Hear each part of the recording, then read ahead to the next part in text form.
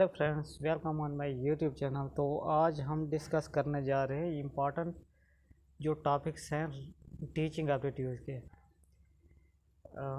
पिछले 3 वीडियोस मैंने बनाई हुई हैं जिसमें हमने important topics of higher education, research aptitude के और इन्वायरमेंट, पीपल डेवलपमेंट और इन्वायरमेंट के क्वेश्चन पे डिस्कस किया है कि प्रीवियस ईयर क्वेश्चन किस टॉपिक से ज़्यादा आ रहे हैं।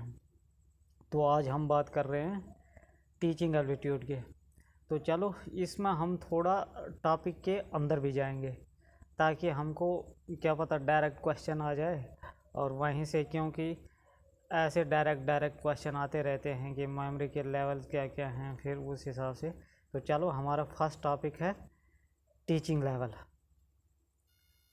टीचिंग लेवल में हम बात करते हैं, इसमें मेन 3 डिवीजन होती हैं टीचिंग लेवल में: मेमोरी लेवल, अंडरस्टैंडिंग लेवल और रिफ्रैक्टिव लेवल। मेमोरी लेवल में हम रटवाने वाली बात करते हैं कि रट्टा मारो, समझने की ज़रूरत नहीं है, बस रट्टा मार के बच्चों को याद करवा देते हैं। जो छोटे बच्चे होते हैं तो उन पे हम ये वाला मेथड अप्लाई करते हैं। तो वो ऐसे ही याद कर लेते हैं उसको कि समझ वगैरह कुछ हो ना हो, मगर उनको याद हो जाता है वो। सेकंड जो टाइप है वो है अंडरस्टैंडिंग लेवल। अंडरस्टैंडिंग लेवल में क्या होता है कि जो स्टूडेंट होता है वो थोड़ा थोड़ा समझने लगता है बात को कि ये अगर ऐसा हो रहा है तो कैसे हो रहा है, ये ऐसे होगा। तो उस पे मतलब थोड़े थोड़े अंडरस्टैंड डेवलप हो जाती है बच्चे में। जो थर्ड टाइप का लेवल है वो है रिफ्रैक्टिव लेवल। इसमें जो बच्चा है वो आराम से समझ लेता है कि इस चीज़ को कैसे यूज़ करना है, और अगर उसको कुछ कन्फ्यूज़न हो तो वो रिफ्लेक्टिव में ये भी पूछ लेता है कि इसको ऐसे कैसे करना है और क्यों करना है। रिफ्रैक्टिव लेवल में ये होता है कि बंदा जो स्टूडेंट है वो क्रॉस क्वेश्चनिंग करने लगता है। तो ये थे 3 लेवल टीचिंग के। इसमें कुछ थ्योरीज़ वगैरह भी दी हुई है जो कि कभी कभी डायरेक्ट क्वेश्चन में पूछ देते हैं कि कौन सी थ्योरी किससे रिलेटेड है, या उसके टाइप दे दिए जाते हैं तो वो बोल देते हैं कि ये वाले टाइप किस थ्योरी से रिलेटेड है। तो चलो आज हम एक थ्योरी भी डिस्कस कर लेते हैं जिसमें से कि ज़्यादातर क्वेश्चन रिपीट हो जाते हैं। तो ये जो थ्योरी है ये है ब्लूम्स टैक्सोनॉमी को डोमेन ऑफ लर्निंग की लर्निंग कैसे करनी है। ये थ्योरी दी हुई थी 1956 में। इसमें भी 3 लेवल दिए हुए हैं कि किस हिसाब से जो स्टूडेंट है वो पढ़ाई करेगा, तो उसके लेवल क्या क्या रहेगी। पहले कॉग्निटिव लेवल, फिर इफेक्टिव लेवल, फिर साइकोमोटरिक लेवल। जो कॉग्निटिव लर्निंग है इसमें क्या होता है कि जो बंदा स्टूडेंट है वो दिमाग से सोचता है कि कौन सा काम, वो चीज़ को ज़्यादा दिल के साथ नहीं लगा के रखता है कि ये चीज़ ऐसे करनी है तो ऐसे ही करनी है ना। वो दिमाग से सोचता है कि इस चीज़ के लिए बेस्ट क्या रहेगा। अगर कोई काम कर रहा है तो वो ऐसे नहीं देखेगा कि ये मेरे लिए कितना फ़ायदेमंद है, कितना क्या करेगा। तो उस चीज़ को छोड़ के कॉग्निटिव लेवल में ये होता है कि इस चीज़ के लिए बेस्ट क्या है। जो काम मैं कर रहा हूँ अपनी लालच वगैरह छोड़ के जो स्टूडेंट है वो ऐसा देखता है कि इस चीज़ के लिए सबसे बेस्ट तरीका कौन सा हो सकता है। कॉग्निटिव लेवल में आपको पता होना चाहिए कि इसमें जो स्टूडेंट है वो दिमागी लेवल पे काम करता है, जो दिल की बात है उसको कम समझता है, ठीक है ना। जो अफेक्टिव लेवल है उसमें जो बच्चा है वो दिल की बात भी सुनने लगता है कि हाँ ये चीज़ इसके लिए ज़रूरी है। और उस जो काम वो कर रहा है उसके लिए परफेक्ट क्या है उसको पैसों कर देता है। और सबसे ज़्यादा प्रायोरिटी इसको देता है कि ये मतलब मेरे लिए कैसे फ़ायदेमंद हो सकता है। वो जो उस काम को कर रहा है उसके लिए वो कैसे चलेगा उसको नहीं देखता है, पर अपने फ़ायदे के बारे में सोचता है जो स्टूडेंट है। तीसरा जो टाइप है वो है साइकोमोटर।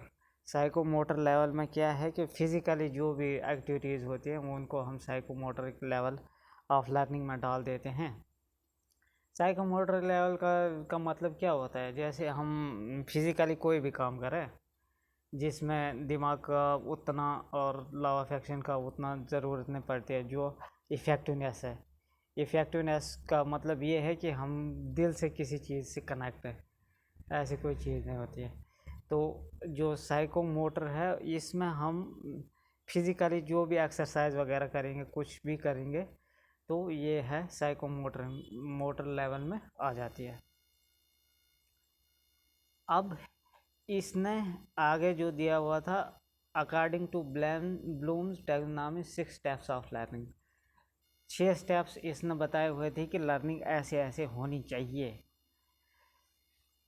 तो फर्स्ट में है नॉलेज को एक्वायर करना है, किसी भी चीज़ के बारे में अच्छे से पता करना है। उसके बाद कम्प्रिहेंसिव लेवल, और जो नॉलेज हमने लिया उसके मतलब हमको समझ भी है कि सिर्फ ऐसे ही मतलब किसी चीज़ का पता है पर उसका समझ वगैरह कुछ है नहीं क्या करना है आगे। उसके बाद थर्ड स्टेप में एप्लीकेशन है। एप्लीकेशन में ऐसा है कि उस चीज़ को जो हमने समझी हुई है, जिस का नॉलेज हमने लिया है, उसको प्रयोग में कैसे लाना है, कैसे उस चीज़ को हम यूज़ में लाएंगे।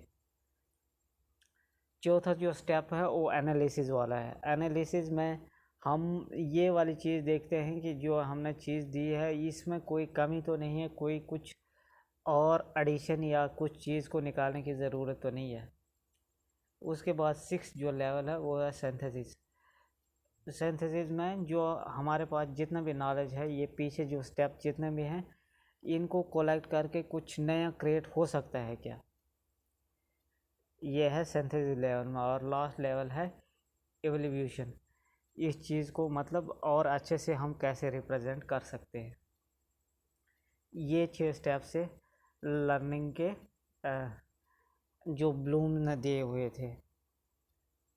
ब्लूम्स के इस जो थ्योरी इसने दी हुई थी 1956 में, बाद में इसको इसके जो स्टूडेंट्स थे उन्होंने फिर रिवाइव कर दिया हुआ था कि 2001 में थोड़ी बहुत जो कमियां रही हुई थी तो इस चीज़ को इन्होंने कंप्लीट करने की कोशिश की थी 2001 में। उसके बाद ब्लूम ने जो वो 3 स्टेप बताए हुए थे cognitive, psychomotor and affective domain में, कि उसके बाद उनमें हम किस चीज़ के बारे में पता करते हैं उस चीज़ का हमको पता चलता है। जैसे कि साइकोमोटर में मैंने फिज़िकल एक्सरसाइज वगैरह के बारे में बोला हुआ था ना, तो ऐसे कॉग्निटिव में दिमाग वाले जो जो हम दिमाग से जो काम करते हैं तो उसके बारे में बताते हैं। और इफ़ेक्टिव डोमेन में हम मतलब जो हमको सही लगता है हम वैसे ही करते हैं। ये वाली थ्योरी इतनी एक्सप्लेन इसलिए की जा रही है क्योंकि अगर आपने प्रीवियस ईयर क्वेश्चन को देखा होगा तो यहाँ से आपको काफ़ी ज़्यादा क्वेश्चन देखने को मिले हैं, इसलिए इस चीज़ को थोड़ा टॉपिक के अंदर जाके हम एनालाइज कर रहे हैं। तो चलो आगे देखते हैं। ये जो कॉग्निटिव डोमेन था तो इसमें हम नॉलेज एक्वायर करते हैं, कंप्रिहेंशन, एप्लीकेशन, एनालिसिस, सिंथेसिस से उसको मतलब जो हमारे पास नॉलेज है बाद में हम उसको रिप्रेजेंट करने की कोशिश करते हैं। साइकोमोटर लेवल में है imitation, manipulation, percolation, articulation, naturalisation, ये सारे स्टेप इसी में आते हैं। ये आपको याद होने चाहिए, कभी ऐसे क्वेश्चन आ जाता है ना कि ये वाले चीज़ किस वाली क्लास में आएगा, किस डोमेन में ये फॉल करेगा। ऐसे क्वेश्चन जब टफ बनाएंगे क्वेश्चन पेपर तो फिर ऐसा क्वेश्चन आएगा। इफेक्टिव डोमेन में receiving, responding, valuing, organization, characterization, इस चीज़ के बारे में हम ज़्यादा ये करते हैं, जो मतलब हमारा करेक्टर को रिप्रेजेंट करता है, हमारा बिहेवियर को प्रेजेंट करता है, हमारे पास वैल्यूज़ क्या है, हम किसी चीज़ को रेस्पॉन्ड कैसे कर रहे हैं। तो इफेक्टिव डोमेन में हम इस चीज़ के बारे में पढ़ते हैं। मेमोरी का साइकिल कैसे चलता है, ये भी एक टॉपिक है। तो मेमोरी में हम पहले रिमेम्बरिंग करते हैं, कुछ भी चीज़ हमने पढ़ी तो उसको वो हमने पढ़ ली, उसके बाद रिटेन करने की कोशिश करते हैं कि जो चीज़ हमने पढ़ ली है उसको बना करके रखना है, वो हमको याद रहना चाहिए। उसके बाद जब थोड़ी देर होती है तो हम उसको फिर रिकॉल करने की कोशिश करते हैं कि ये चीज़ फिर से रिकॉल हो जाए कि हमने क्या पढ़ा था। और उसके बाद फिर रिकॉग्नाइजेशन लास्ट स्टेप होता है इसका।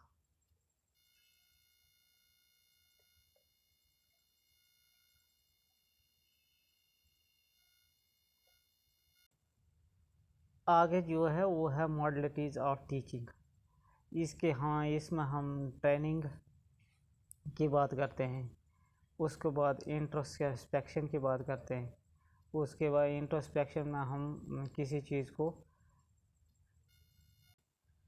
इंट्रोस्पेक्शन में हम जनरली बात करते हैं कि कोई चीज़ पहले से चली आ रही है, जिसका मतलब कोई साइंटिफिक रीज़न वगैरह नहीं है, पर फिर भी हम उसको उस चीज़ को करते जा रहे हैं और उस चीज़ को हम मना नहीं कर सकते। सीधी बात यह है, रीति रिवाज सिंपल बात है ना, कि हम उस चीज़ को, जो रीति रिवाज चल रहे हैं उनको हम चलाते ही आ रहे हैं, तो उनके साथ कंप्रोमाइज़ नहीं किया जाता है, जबकि वो किसी काम के हैं भी नहीं।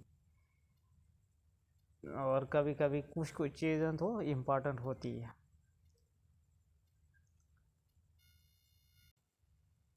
उसके बाद है कंडीशनिंग, उसके बाद है इंस्ट्रक्टिंग। ये जो मॉडल्स है टीचिंग के, मॉडल्स ऑफ टीचिंग में अब हमारे पास मेन 3 स्टेप होते हैं, पैडागॉजी, एंडागॉजी और ह्यूटागॉजी।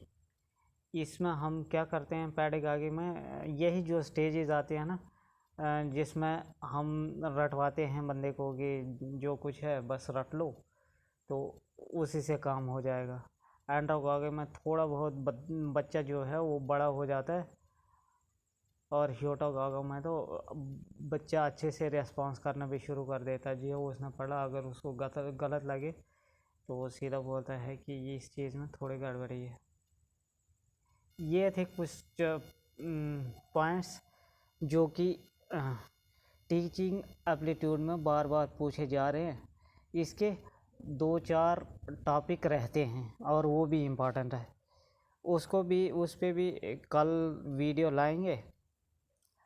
और आज के इस वीडियो में इतना ही।